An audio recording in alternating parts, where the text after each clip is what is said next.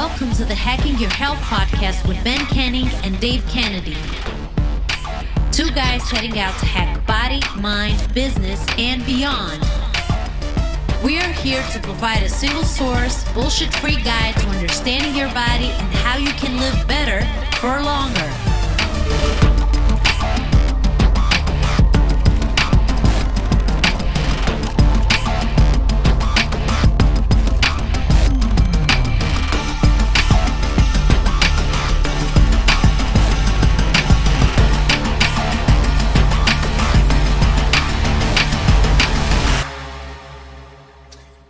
Yo, good morning, good evening, good afternoon. What's up, everybody? I'm Ben Canning. And I'm Dave Kennedy. And this is Hacking Your Health podcast. I had an interesting thought this week. I was like, what are people doing when they're listening to us? Are they driving to work? Are they training? Are they on the train? Like, what are people doing right now when they're listening to us? So if anybody's listening right now, which will be next week, tweet us, let us know what you're doing, because I'm interested to see what people do when they're actually listening to us. So I'm curious, what do you listen to when you're working out? Because I hear people that are like, I'm listening to a podcast when I'm working out. Like, I can't listen to or focus on anything else. Like, I first of all, I can only focus on one thing at a time. It's a problem in my marriage. Like, you know, like Aaron's like, seriously, like, I'm like, listen, I'm trying to make oatmeal right now. I can't focus on a conversation. Like, I have to be able to do this one task. Like, I'm very task oriented. Like, there's nothing else happening in my world. One thing. There's, you know, like Aaron's like, what do you think about all of that? I'm like, one thing, you know, so I can't listen to a podcast and lift at the same time, although I can listen to music and but I mean, I hear people listen to podcasts while they work out, but how about you? No. What do you listen to when you work out?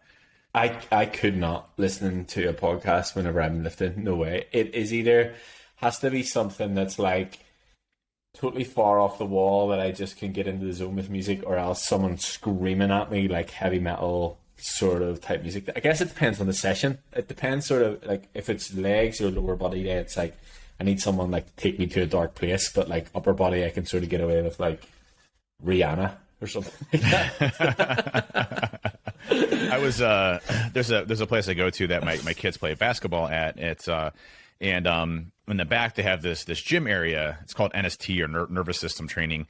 And they do all this training for young kids. And, you know, I went during the daytime when there's not a lot of people there. I was going to get some of my kids with some shots up. And I hear like some screaming, like heavy lifting in the background. And I hear Will Smith playing in the background, you know, like you know, like 90s straight up, you know, like Fresh Prince. It was the Fresh Prince of Bel-Air theme song, right? Yeah. And I'm like, what in the hell is going on over here? So I walk back there, and I know the guy that runs it. His name's Dom.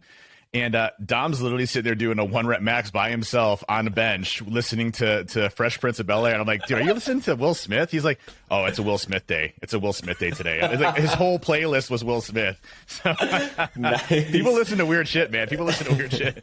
I think it's just to me, it needs to be music that creates an emotion in some way, shape, or form. So I think like if for me with Will Smith, it takes me back to being younger and being a kid. So it's like a feel good sort of thing. So I think that could be. I can definitely relate to that. And like I said, the you know Slipknot and Slayer and shit like that, they just take me to a dark place that I need to.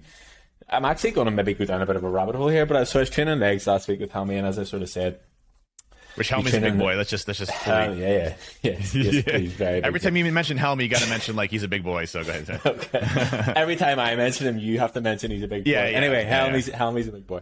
But we were training last week and training legs, and I don't know about you, but there's this sort of like almost euphoric feeling whenever I'm training, and it's strange. If there's people who are listening going, "You're fucking nuts," yes, probably right. But unless you've been there, there's almost like this, like I don't know whether it's the mind and muscle connection, or it's it's a sensory thing, or it's like the combination of the music and the emotion and the environment or what's going on. But I was in a fucking weird place, and I had to go and sit in a dark room afterwards.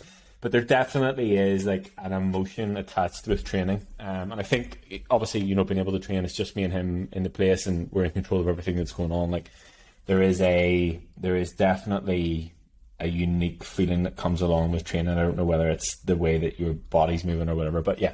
So that was my experience from training legs last week, and I have to go and do it all again tomorrow. You know, it's interesting you mentioned that. So, you know, Arnold's been famously quoted saying that, you know, the pump or going to the gym is to him is better than sex, which, you know, hey, whatever. You know, so, you know, there's definitely something there, right? Because, like, I know even if I'm about to go lift, I'm just like dreading ass. You know, it's just like, hey, it's been a long day and I got to get my lift in. You know, and as soon as I start to get into the lift, I feel 1,000 times better and I'm locked into my zone and I feel great, right?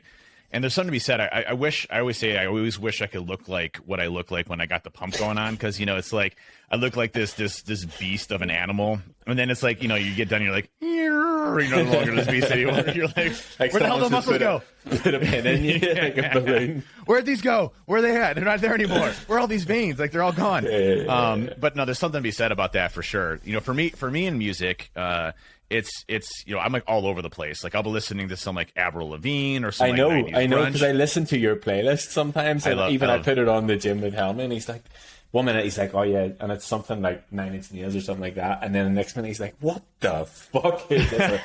Dave's playlist. Dave's playlist. I'm all over the place, and then you know, other months I'm into like heavy rap, and you know, like then I get into like 90s rap. I'm all over the place. The only thing I can explicitly say that is completely banned from my list is country music. I will never listen to country music in any capacity.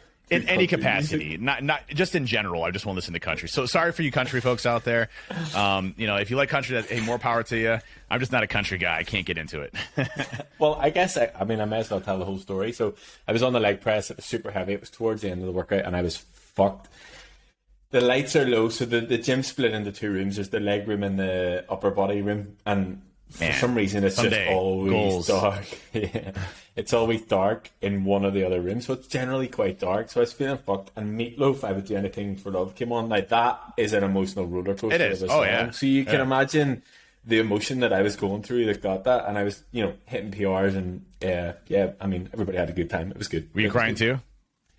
Close to it, like genuinely, like there's emotion attached there, and it's like, you know, it's I actually think I must have messaged you after the session, or I tweeted or something, but there's definitely emotion that comes from training. It's like a strange. I guess I mean there's a lot that goes on with it, I guess, but it's been able to achieve things that you've never achieved before, and then, like I said last week, knowing that tomorrow I have to go and beat it again, like I'm already dreading it. It's crazy. Yeah, well, first of all, rest in peace, Meatloaf. He recently passed. R.I.P. Meatloaf. Yeah. No, yeah. So no, I fully agree. It's that intensity. You know, there's no other thing in comparison in your life that's like that, right? There's no, you know, like I mean, life is challenging in general. You know, with all the things that you have to do, the mental taxing, the busyness, and all that stuff. But there's nothing in life that is like going to the gym and beating yourself like you did the day before, right?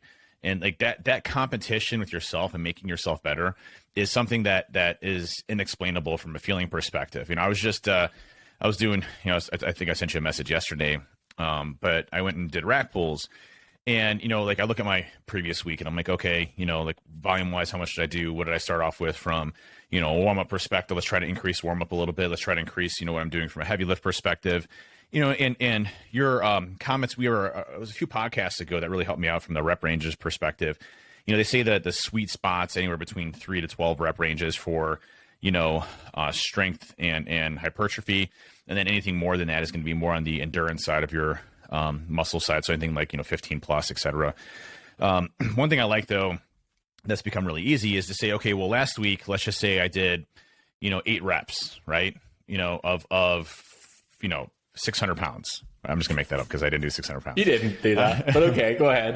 I did on the reverse hack squat, by the way. But okay, then I crushed my chest, and I'm still hurting from that. But you know, so when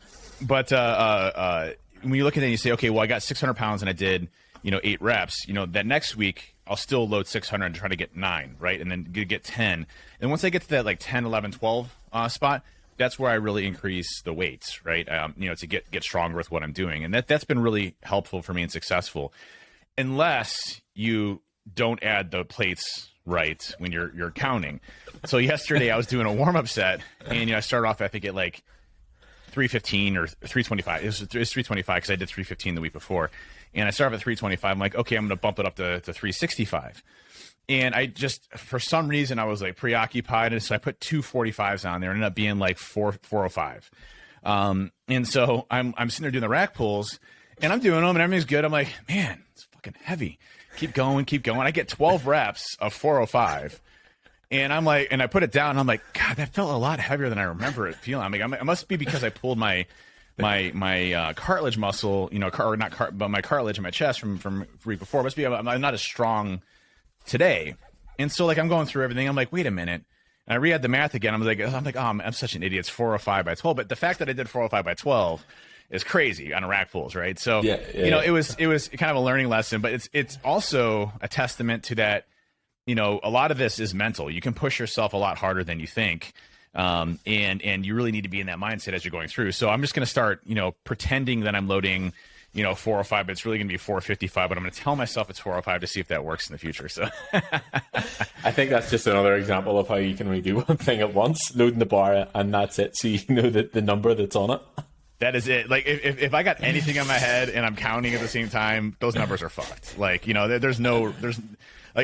going to come out with a completely different number there. Like I said, it's an issue. Like I just look straight forward at what I'm doing. So That's okay. But yeah, I think, even with that, like you said, it's mental. Do you know what I mean? You almost, because of the number on it, you were like, well, I can definitely do 12 at this weight. Okay, yeah, it feels heavy, but I can definitely do it. And then it turns out that it was a totally different weight. So a lot of it is mental, I guess.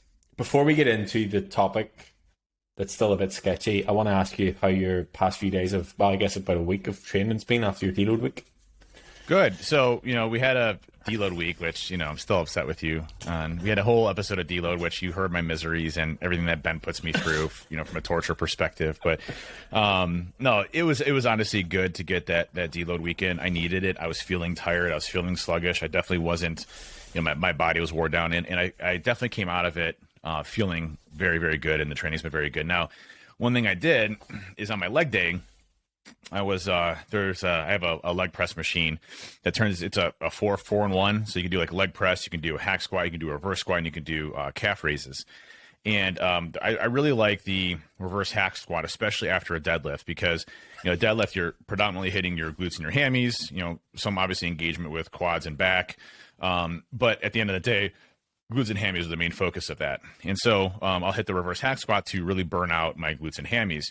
But what's interesting about that, you're kind of in an incline type of position, and so you can load it up pretty well. And one thing that I found out last week that's interesting is that your muscles may be adequate enough to handle the weight, and you might be able to do the weight, but your body as a whole may not be able to handle that weight, most specifically like bone density and cartilage. And so one thing I noticed is when I was going up, I felt like I loaded 600 pounds on this reverse hack squat.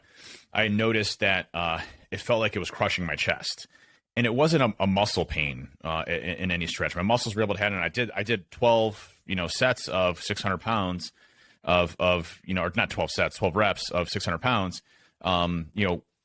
Fairly easy. It wasn't crazy hard, and I was able to accomplish it. But then I noticed afterwards that underneath my breastbone, basically, anytime I breathed in or I moved around, it just started to hurt. So I'd actually cracked some cartilage in my chest, and that's been a little bit hard. It hurts. It really hasn't inhibited much of my training, but I think the lesson there is one, obviously make sure when I'm going in I'm breathing appropriately to handle that, but two, maybe lessen the weights a little bit into more reps, because that is a lot of weight that's kind of pushing down directly on your body at one point in time. So. But other than that, things have been good. One thing that, I've been working on a lot of is my calorie counting and getting more refined with my calories. That's something that, I said as a promise to me that I'm always going to count calories. One of the things that, I haven't done necessarily as well is, being very accurate with my calorie counting, I think. And so I've been getting more refined on that, which has been really good. And I've been very successful with that this last week. So some good strides forward. No real steps back. I've been increasing an ass ton in weight, which is great. So good all around. How about you, man? How are you doing? Yeah, really, really good. I actually sort of revisited when you asked me last week, and I was feeling that good, and I sort of felt bad because I was on such a high with everything, and you were like, well, yeah, I got a deload week, so fuck you. But no, everything's really, really good. And one thing that I want to touch on that you mentioned there is, whenever you're talking about not being fully refined in your calories or whatever, it's more that if you were to pick up something like one of the kids or a pretzel, or it wasn't counting all those bits, so it wasn't like you were just totally taking the piss with food. It's like all those little extras that can add up over time that that we're just sort of refining it on. But yeah, everything's good with me. I mean, training's good, food's good, work is really good. A lot of new people have come on in terms of the team, which is really, really good to see. Awesome.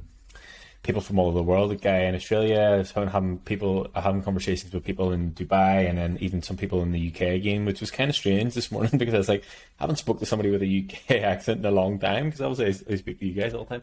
But yeah, everything's really, really good. Absolutely zero complaints at all. That's awesome. Yeah, things are good. Yeah. One thing I want to get into before we actually get into it, and this is a conversation I had with someone last week, that basically the guy, you know, he came to me, he feels like he's out of shape and he wants to get in better shape. And he was like, why does no one tell you? Why does no one have the balls to tell you whenever you're getting out of shape? Like, how can they let me get this out of shape that they don't let me know on the way? And I think that's quite an interesting point, because I've had similar conversations with clients when I used to work one-to-one on the gym floor. And, you know, the funny thing is that people are quick to say, you know, oh, like I'm related to myself whenever I was, you know, prepping for a photo shoot or whatever. People are quick to say like, oh, you need a burger, you're getting too skinny. But no one's ever going to turn around and you say, oh, you need a salad, you're getting too fat. And where, like, at what point does one become better than the other, or why is one more socially acceptable than the other? Yeah, this might be a touchy subject, you know, to talk through. At least here in the States, it's kind of polarizing, right? Which is, you know, obviously the thing on body shaming is a big deal. And, you know, I think there's a difference between body shaming and then what's healthy, you know, and you know, when I say this, please don't take this in a negative context or the wrong way. You know, it's not healthy to be obese, right? In any way, shape, or form. I'm not saying you look bad obese, you know, you know, I'm not saying, you know, I'm fat shaming in any way, shape, or form. I was obese, you know, and I was in the same boat where no one would say, hey, you're overweight, you're just big boned or whatever. I think there's a sensitivity there for a lot of folks, because, you know, weight is something that everybody struggles with, at least a lot of people struggle with, right? And I don't think people choose to be obese. You know, it's really effing hard to not be when, you know, your primary crutch is food. And we have so much availability of food, and food is literally engineered to make us more hungry, you know, with all the food that we have available to us.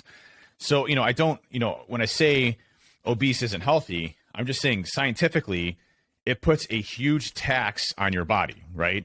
You know, you have an increased risk of cancer, diabetes, you know, heart disease, you know, the list goes on and on and on and on. It is not healthy.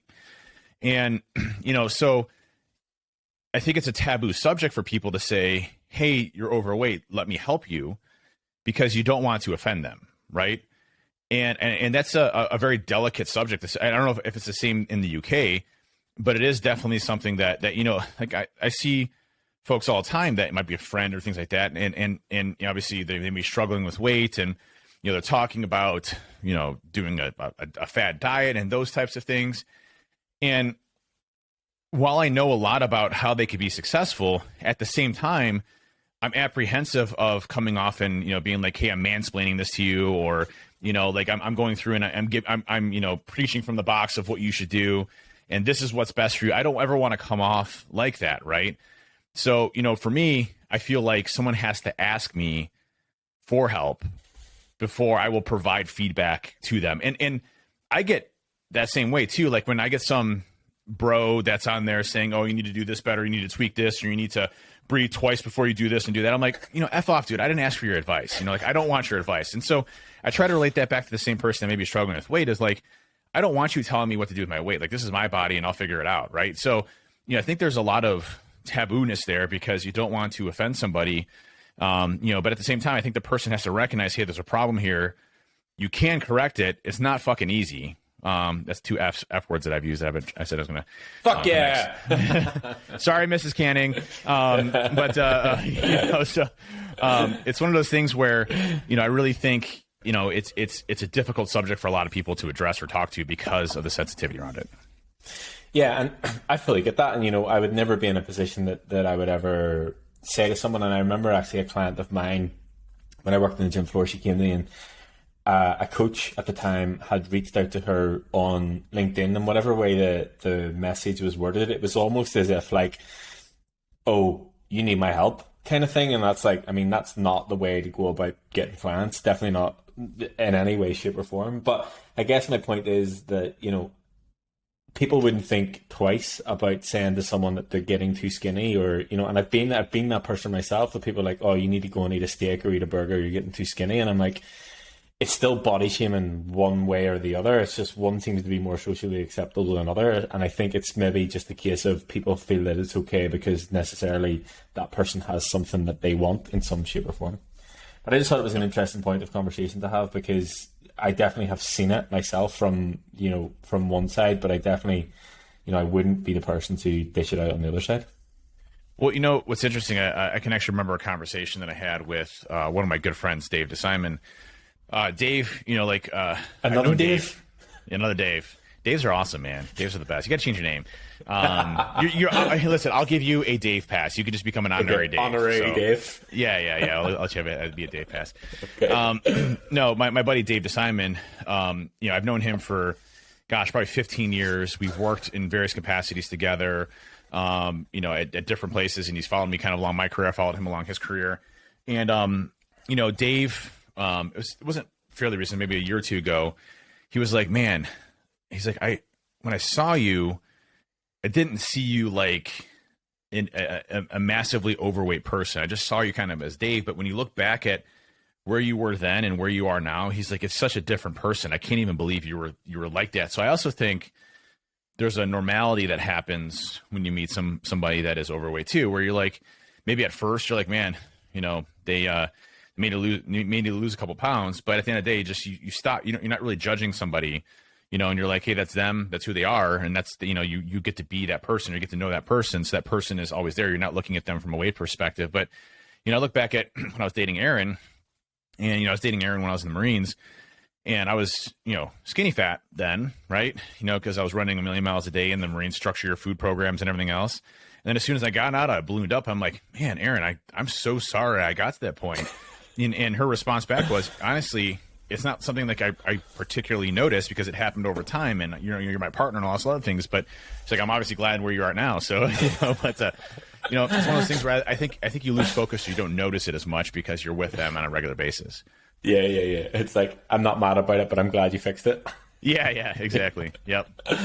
Okay. Well, one of our neighbors said to Erin, she's like, oh my God, you got a whole new husband there. That's impressive. Like she's like that you got to be happy. She's like, yeah, it's actually really awesome. So you know, it's like Chris said that his wife went to do the meal or something last week, and the girl at the counter mentioned about how good he's looking.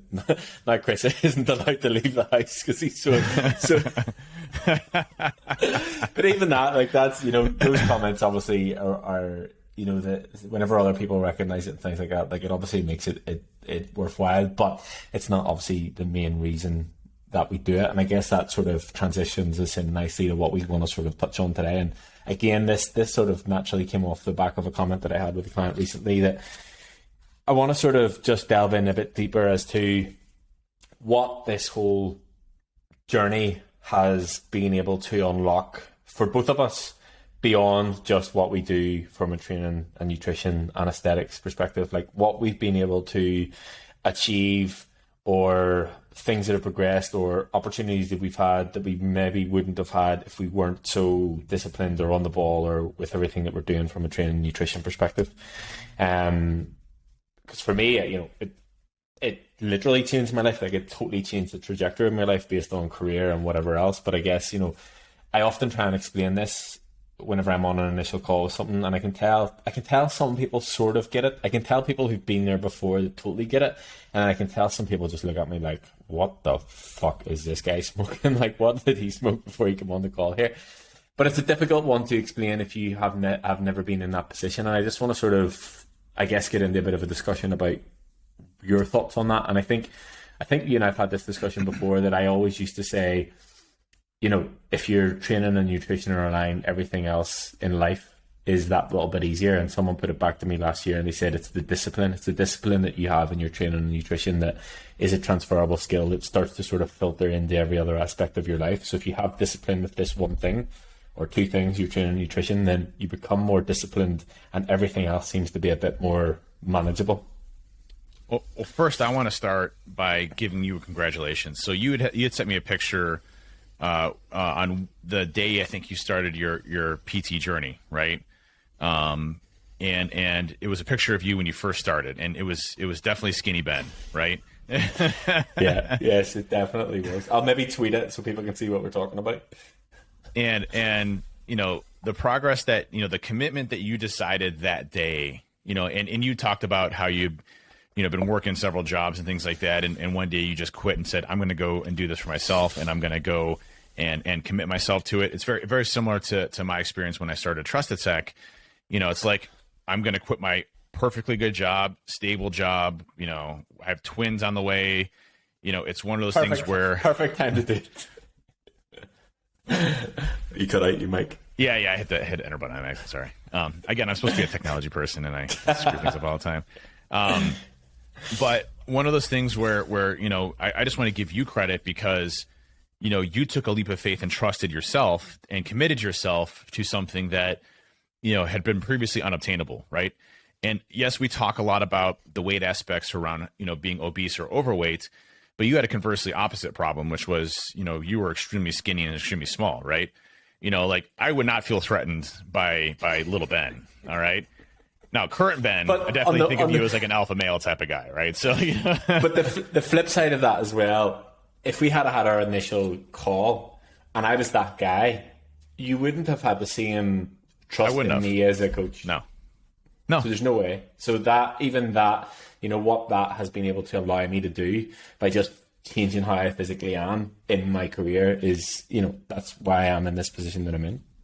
I'll tell you, one of the things when I was looking at PTs was, or personal trainers, was, you know, like, before and after pictures were a big thing for me, you know, like, and that's important because, you know, you want to see previous successes. Like, hey, is this some dude off of the you know, street that doesn't know what he's doing, and he's going to get me into this program. It's going to fuck me all up. And believe me, I'm already at a completely different mental state right now, and I can't handle another failure.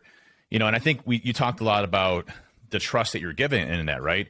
You're getting a lot of folks that have failed, you know, their entire life at weight, right? You know, in every which way, shape, or form. I guarantee you, people that come to you have already tried dieting. You know, they've already tried working out. They've already tried eating healthy. You know, they've already tried making these adjustments and changes, and they failed, right? I'm right there. I was right there when I met with you, right? I failed in every aspect of my weight loss journey, and you know, so when I look at a PT, I'm like, okay, well, you know, what successes have they had with other people, right? And what do they look like is important too. Like, if, you know, I'll give you a prime example of my doctor, and I love my doctor. He's amazing. Okay. Be my PCP, funny guy. We always talk about smoking meats, and like, there was one time where I think I was cooking a brisket, and it came in basically smelling like a brisket. And he's like, "Man, you smell really good." He's like, and he just starts smelling me. You know, I'm like, dude, this is awesome. You know, my doctor's sitting there sniffing my coat because I smell like meats. You know, but he's a funny guy. He's just, you know, and you know, super supportive of my entire journey. And, you know, but at the same time, he's overweight, right? And he struggles with weight. And he's no different than me in my journey because, you know, he's a human being. We all are predisposed to our genetics. We're predisposed to what we eat. We're predisposed to life. We're predisposed to distractions. We're predisposed to everything. And also, I'll, you know, think about the last 2 years with COVID.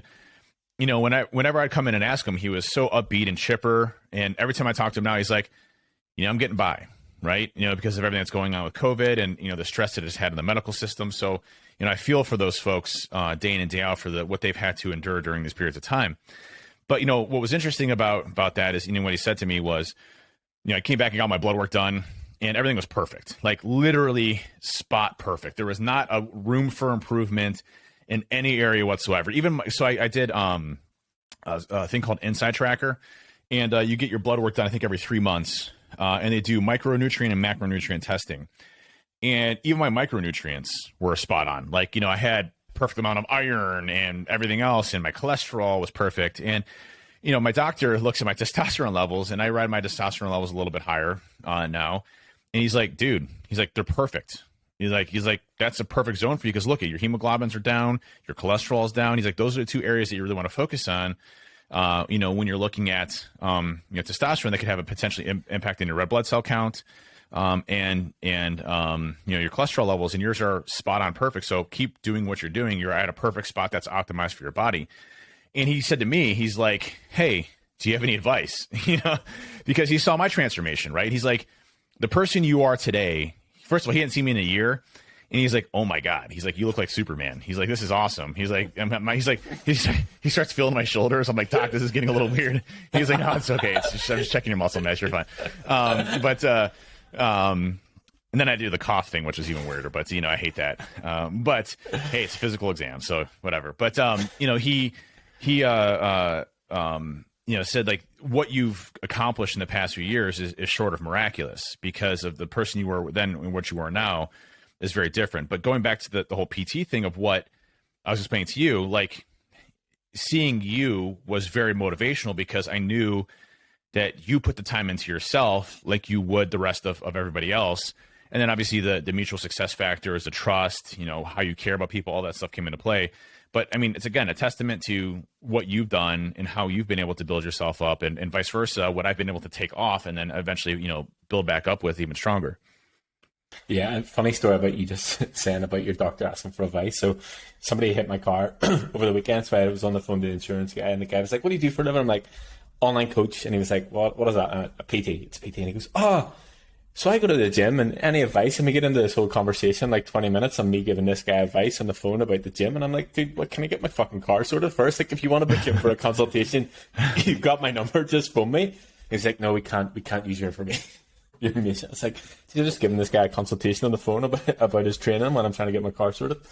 But so, and I guess that sort of touches on the subject that we mentioned before. Like, I don't think PTs or coaches need to be, in shape or like shredded or photo shoot ready all year round, but I definitely think they have had to have been through some sort of journey at some point. So whether it's weight loss or muscle building or whatever, like, because they need to understand what the process is like. They need to understand what you're going to struggle with, and they need to understand like what it's like on the ground floor to actually go through these things. And like I said, it doesn't necessarily need to be a 24/7 thing, but they need to have some level of whatever they're trying to prescribe for you guys or their clients or whatever else within their life, where it's just like, okay, you go and do this thing, but I'm just going to fucking eat cheeseburgers all day. Do you know what I mean?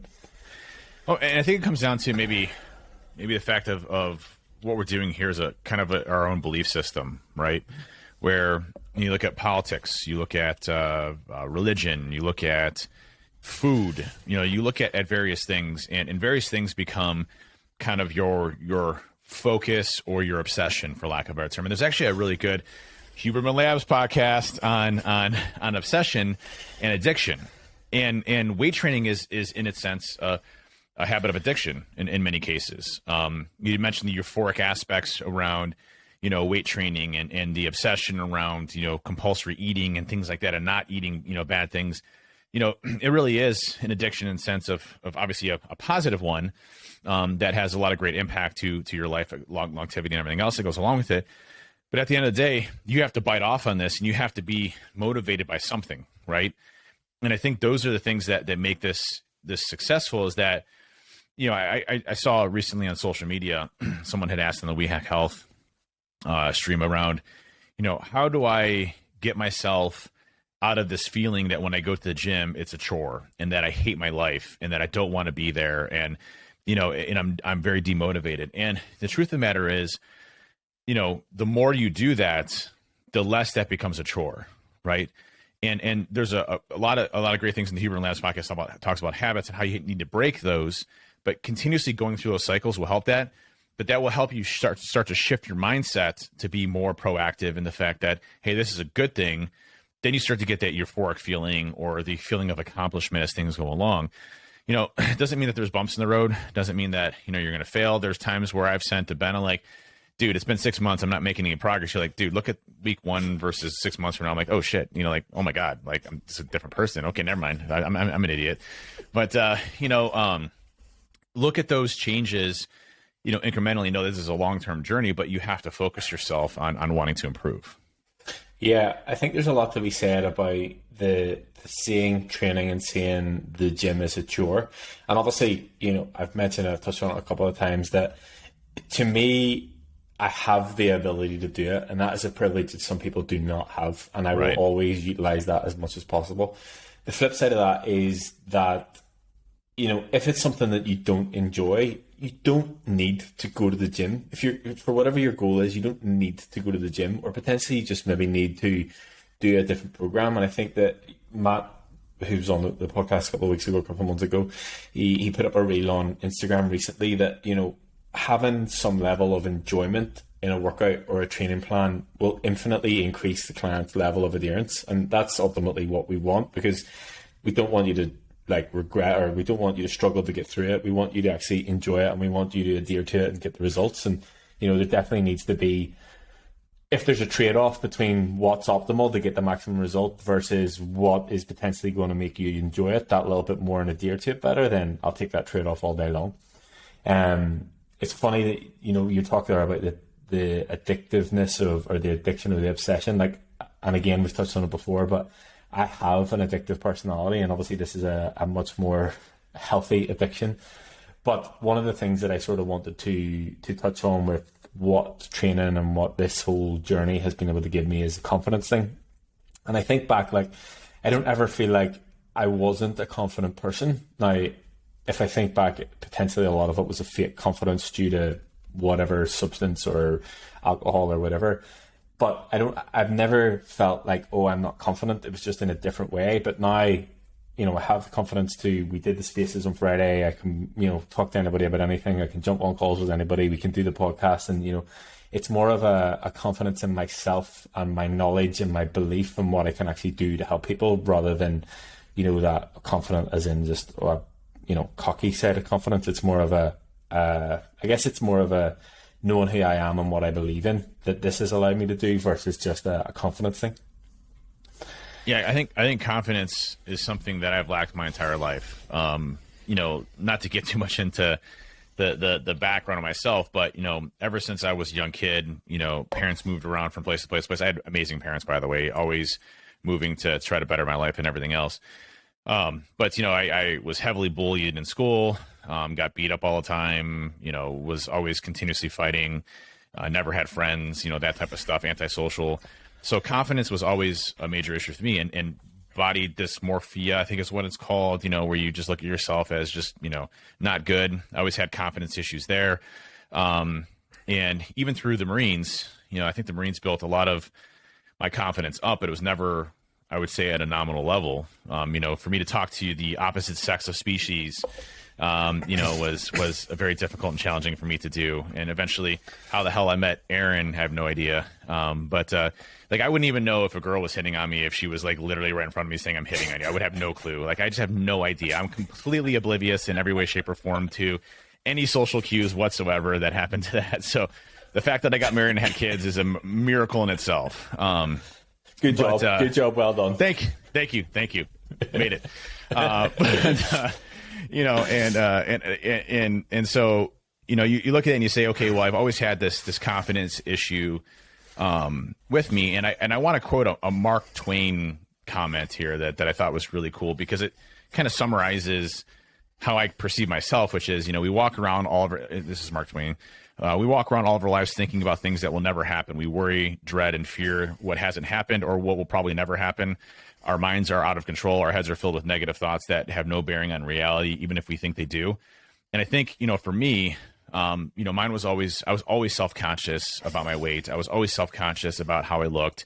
And I always didn't like how I looked or who I appeared. And even to the extent of my voice, even up until recently, I wouldn't ever listen to myself on the news if I'm on the TV. I'd never go back and listen to myself. I get embarrassed if I hear myself talk or presenting at a conference. And, one thing I found myself doing recently that I've never done before is actually going back and listening to these podcasts, because there's so much good information here and I learned something new. I'm like, hey, and there's actually a funny story. I'll actually learn new things even though I was on the podcast. I'm like, I don't remember us talking about that. That's weird. So, yeah. But one thing that this weight journey this fitness journey has done for me has absolutely established my confidence. I am a confident person, both in life, at home, in my work. And it's not because of my body image. I now have self-respect for myself, that I know I can accomplish anything if I really try. And this is the first time in my life I think I've ever had that. And we can talk about the other benefits aside from aesthetics that make a big difference in this as well. The mental clarities, everything else that goes along with that. Your confidence obviously is a big component of it. But one thing I've always lacked my entire life was confidence. And I can say for the first time in my life, I actually have that. And it's something that I'm very confident in what I do and how I do things. And it's just been an awesome journey and transition from where I used to be. And people might say, like people might say, Dave, I've known you for years. You've always been confident up on stage or talking in front of large groups of people.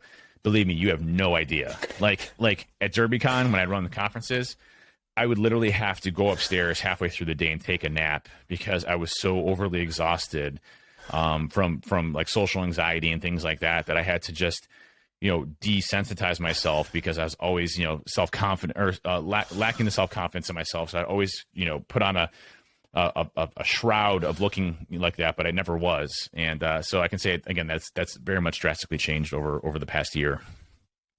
So it's two things. Number one, how the fuck have you been so successful in your life and everything that you've done with business and everything else, and someone who hasn't been confident in that? Like, you obviously have had to have some belief in your systems, in yourself somewhere, that you're like, I know I can achieve these things, and building businesses and everything else. Like, you must have had something in that. I guess it's different than confidence, but there definitely must have been something in you that you knew that you could achieve these things.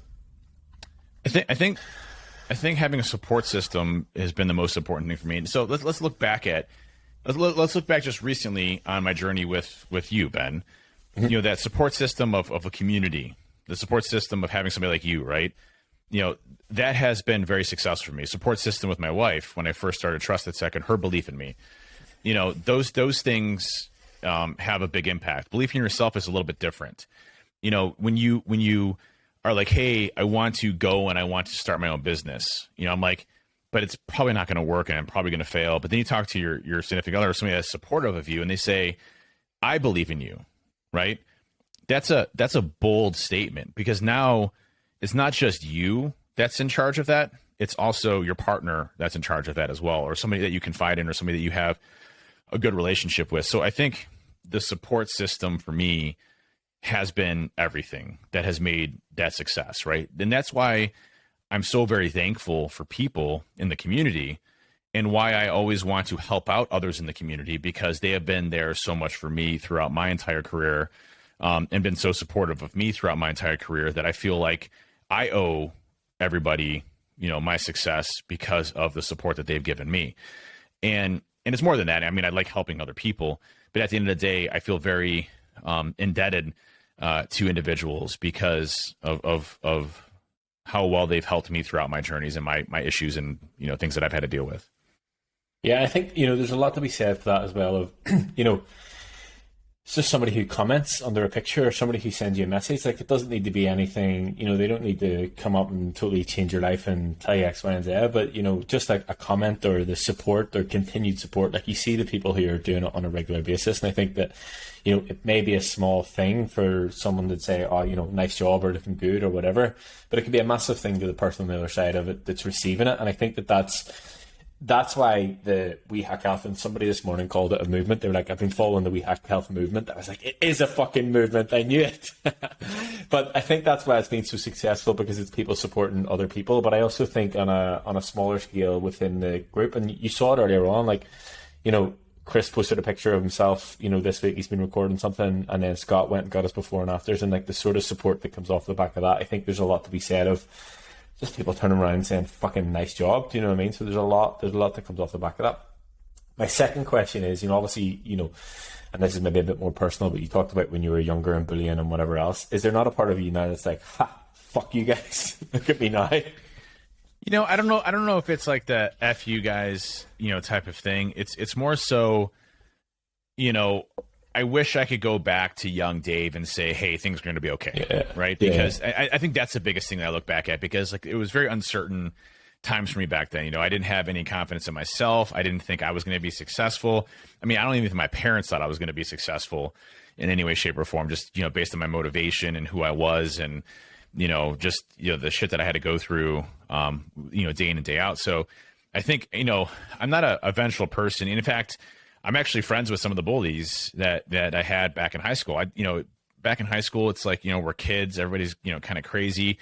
And I also, I came from a very, poverty stricken, area. I lived in inner city schools, where the net median income was 30,000, which, there's 30,000 today, which is 20,000 less than the net median income, in the nation. So, I grew up very poor in nature. I didn't notice it. My parents were always, again, super supportive. And, I remember, mom trying to figure out how to make monthly rent and that type of stuff, and taking up side jobs and second jobs, and, on computers. And that's how I got interested in computers.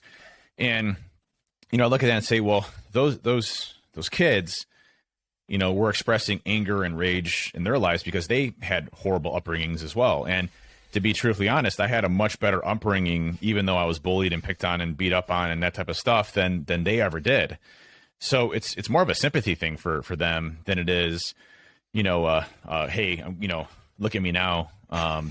Now, it does feel good that I made it, and I've been able to build a successful career, and I'm there for my family, and I'm involved in my family, and I have, all these great things that are happening in my life. But at the end of the day, I think, if I could go back, I always think about that in my head. It's like, if I had a time machine, I would just go back to young Dave and be like, dude, do exactly what you're doing right now and don't look back. Like, like, you're going to make mistakes, you're going to have bumps in the road, but, you're going to you got this. You got this. Young that's Dave the biggest this. thing, right? Yeah.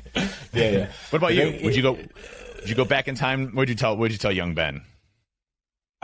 You know what? I think about this myself. Like, I wouldn't change anything, because every experience, every mistake, everything that I've ever done, anybody that I've ever pissed off, anybody that I've ever whatever, all of those things have led me to right here, right now, and I'm happy with the person that I am right now and the things that I'm doing and what I'm able to achieve. And if one thing had changed 20 years ago or whatever, would I be in somewhere different than I am now? Potentially. And I'm like, that's why I often say that, if I talk about if I could change something in my training career, it's not a regret, because literally everything, every day, every minute, every hour has led me to this person that I am now. So I wouldn't change anything. I mean, it's obviously slightly different, because I used to just go out and fucking party all the time, and I had a lot of good fun. And some of the guys, like my friend Ali, talk to him on the phone every single day, and we talk about, like, fuck, do you remember this happened? I'm like, yeah. Like, so we had a lot of good times doing the stuff. Would I go back and do it now? Probably not. But I would change it for the world, because it sort of led me to every experience that I have. So you are today, right? That's 100%. That's like, yeah. It's like you always hear that thing of like, what's the one thing that you would change if you can go back in time? I'm like, not a damn thing. No, like that's who I am today. These experiences have made me who I am today. Yeah. No, I fully agree. I agree. And I think it's an important thing to note, what you're talking about, and anybody who, is going through anything that they're getting a shit time from someone else or whatever, I think it's important to note, and this is something that I picked up on quite a few years ago, that it's more about that person than it is in you, whether it's fucking giving you a hard time at work, or whether it is bullying, or whatever it is, it's that person that is going through the thing, and they're just projecting that out on you, and that's where the issue lies. And I think if you can sort of learn that and accept that, and it's not necessarily your problem or about you, then you sort of just let them do their thing, and realize that it says more about them as a person than it does you.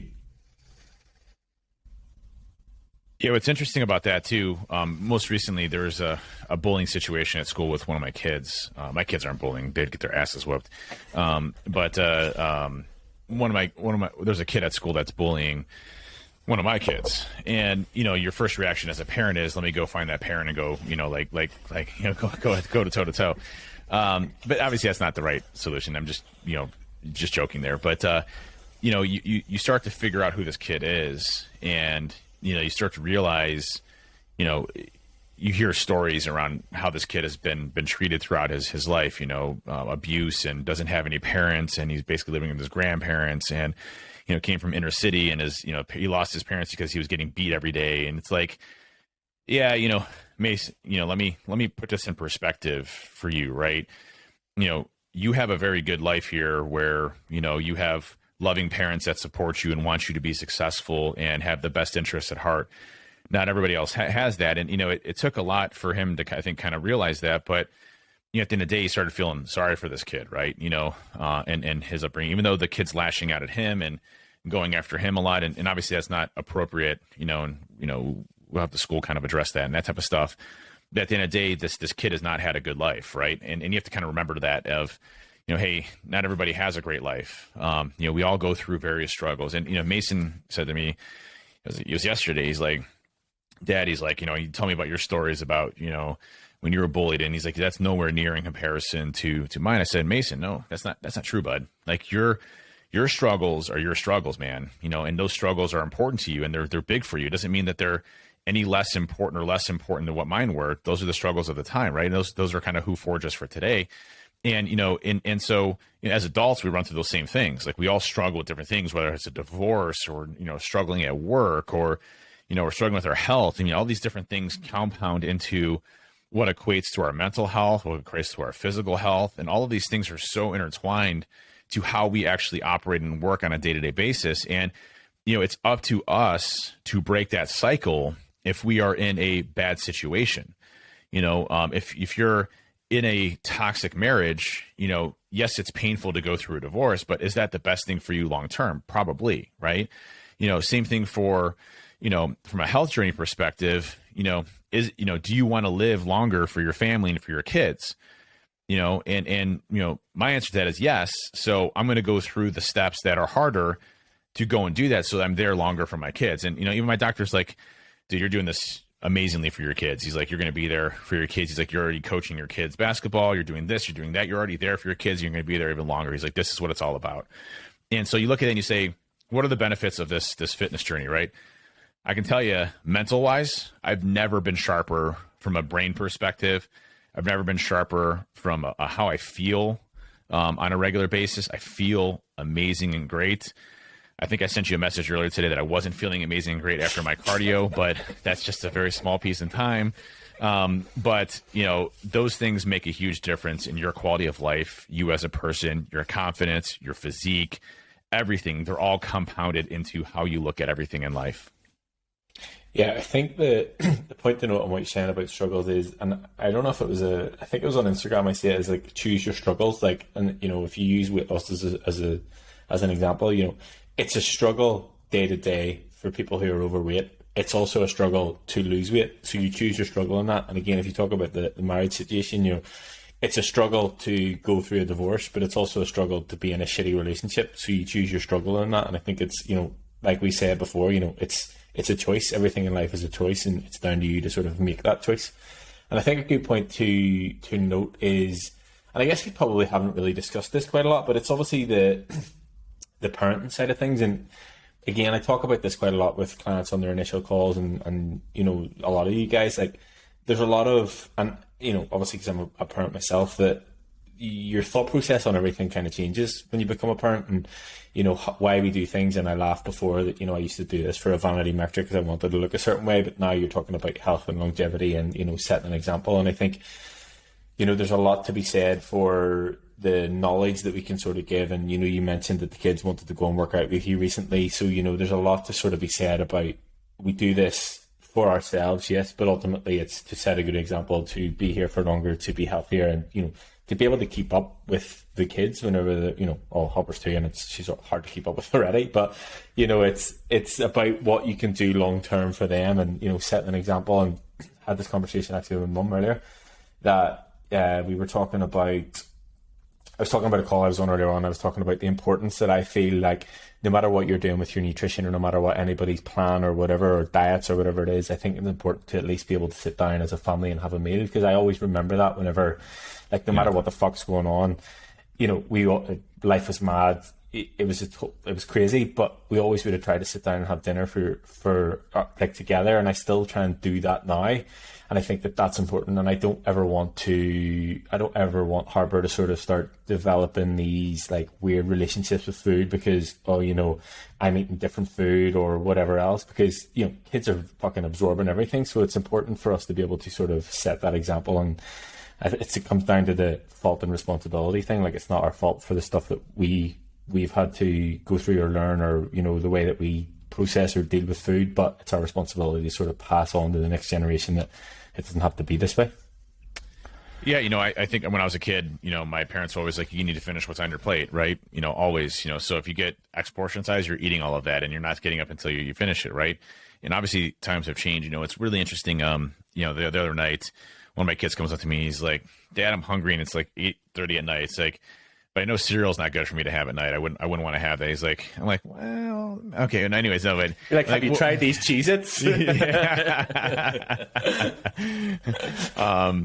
But he's like, hey, what's a good alternative, to that, since I'm hungry and stuff like that. I'm like, well, let's focus a little bit on protein. Let's get a little sandwich going. So I made him up a sandwich and everything else. He's like, that is way better than cereal anyway. So this is awesome. So they start to pick up on those habits and things like that too. That will help them down the road. As they start to go through this. And one thing that I never had. I wasn't big into sports. I wasn't big into physical activity. All these kids are in multiple sports. They're training to be athletic. They recognize the importance of that. So it's been cool to see how different their lives are going to be versus how mine was, just based off of what I've learned and I'm able to instill and teach them on this. Now, do I want them to sit there and work out 6 days a week when they're 12 years old? No, they need to be enjoying being a kid and things like that. But the small things that you can add on to those fundamental habits that they can then, project into when they're in their adulthood, I think is the whole concept of being a parent, right? If you're continuously overweight, you can't be there for your kids because you just have no energy. You're not enthusiastic about being even parenting. That's not being a good parent, right? And I'm not saying, please don't take that in offense if that's you. That was me, and I was always there for my kids, but I was never energetic. I never sat there and played, sports with them or those types of things. I never was involved in anything that was activity related. So, obviously things like video games and those types of things, I was very actively involved in with them. But again, being there for your kids and teaching them good principles is our whole purpose of being an adult. And I'll tell you, man, I feel like as a society, we are losing the parenting aspects of things. I see a lot of these kids that come to like basketball, for example, and they have no respect for adults. They'll tell adults to go F off. People that work at the facility, they treat them like crap. Like kindness, respect for authority, respect for your, for adults, I feel like is going out of the window. And those are things that I think are fundamental things for us as parents that we have to continuously teach our kids, or else we're going to be running into some major problems with them down the road. They're not going to be successful. I mean, how are you going to be successful if you can't take direction from your boss? Well, I'm going to go start my own company and get rich off of Bitcoin. We'll go for it. Let's see how that works out for you. So, I think you have to look at it and say, realistically, you have to be able to operate within some sort of societal confines of what is considered normalcy. And I'm not saying that we can't, break the barriers and do different things and create your own businesses and be an entrepreneur and all that stuff. That's absolutely doable, but you still have to work with people. And, unless we're teaching those things to our kids as parents, we're not going to have successful kids. Yeah. I think, there's a fine line with it because, like you said, you want to be able to break boundaries and you want to be able to tell your kids that they can do whatever they want and achieve whatever they want. But at the same time, they need to be able to human and, like you said, interact with other people. And it's definitely, there's a lot of pressures that come with it. But I think, it's often times just thinking about the areas that you potentially felt like you lacked whenever you were younger, or areas that you potentially felt that weren't there, but also the areas that were there, and just sort of getting a combination of those. But yeah, I get what you mean about the sort of disrespect with kids and stuff like that. But I guess, we just have to do the best we can with what we have. And I think if we sort of stick to, fundamental values and whatever else and let them sort of work it out for themselves, then we should be good. Yep. Well, I think parenting 101. Parenting 101. Well, but I think, you go back to the broader sense of what we're trying to communicate in this podcast is, living a healthy lifestyle for longevity, for your family, for yourself, for your confidence, for your mental clarity. There's so many awesome aspects to this. And, I think you had mentioned, Ben, someone had said recently, I spent my entire life, hacking into computers, but I never hacked my health. Mm-hmm. I never focused on my health as a major priority. And, those are the things that we have to look at in ourselves and say, do we want to be around for a while? do we want to live this life and continue to live our life in a way that we're continuously living, or do we want to change that and live a better life, right? And I think that's the opportunity that physical fitness and nutrition and these types of things that we don't want to hear all make a huge impact in all those different aspects. And it's the same type of mindset of, if you interpret everything as negative, you're going to be a negative person, right? If you surround yourself with positivity and you interpret things in a positive manner, you will be a positive person, right? And, I'll quote Mark Twain again really quick here because I'm on a Mark Twain kick. But, anger is the acid that can do more harm to the vessel in which it is stored than anything in which it is poured. Basically saying, hey, the more angry you are with yourself, and the more you spew that anger, the more you're going to hate yourself. And I think that's true of the same type of issues that I ran into of the more that I was overweight, the more I disliked myself. Right. And that's completely changed again, with this whole journey, and something that has given me a lot of confidence. I feel great. It's one of those things I can't even explain. So. Yeah. And I mean, for what it's worth, I think you've got a great voice, whether you like to listen back to yourself or not. I've always been told I have a radio voice. So, I remember I was actually playing a video game like a year ago, and like, oh my gosh, are you like an announcer for like the NBA? I'm like, I think I should be. That'd be kind of cool. So, I can be.